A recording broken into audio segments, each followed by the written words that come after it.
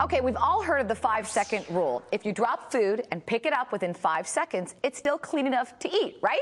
Well, today we have a real expert, which I find to be hilarious. Yeah.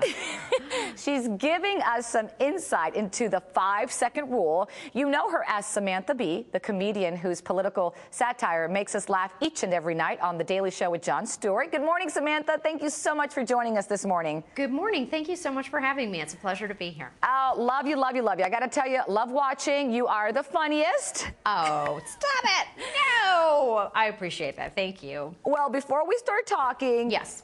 about the 5-second rule, and I'm a mom as well. Oh, okay. You must be so busy with family, kids, work.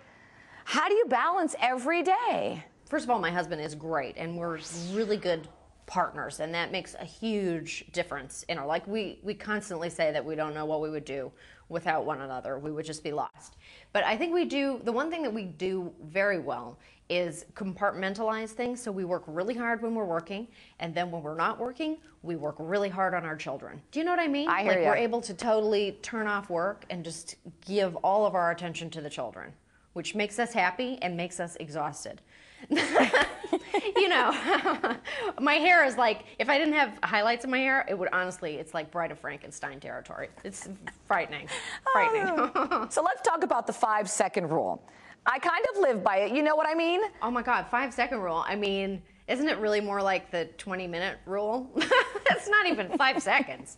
That is nowhere near enough time. I couldn't get to a piece of food if it dropped on the floor in 5 seconds, if my life depended on it. You just gotta hope, you know, for the longest time, I was just hoping for the best. But as it turns out, this myth has been busted, which was shattering to me, I have to tell you. Clorox and San Diego State University did a big study, and it was revealed that when food drops on the floor, it actually does attract, you know, the germs that you don't want on your food within under 5 seconds. So I've had to rejigger my entire parenting mealtime style. There's a great website. It's called simpleandsurprising.com, and it offers really great tips for people, even people like us who are time-strapped. How to keep the surfaces in your home a little more hygienic, using a diluted bleach solution. There's rinsing techniques, this whole thing. But it's actually very easy because, I don't know about you, but I have to be a laid-back mom. I mean, when you're working this hard, when you get home, you have to let things, you have to go biggies and smallies. There you go. So tell me about working with your husband and being on a successful show. I think we make a really good team, and I think that what's great about it is that a lot of the things that other couples don't get to do, which is have those adult time together, like, adult conversations. We get to do that at work. We do that all day.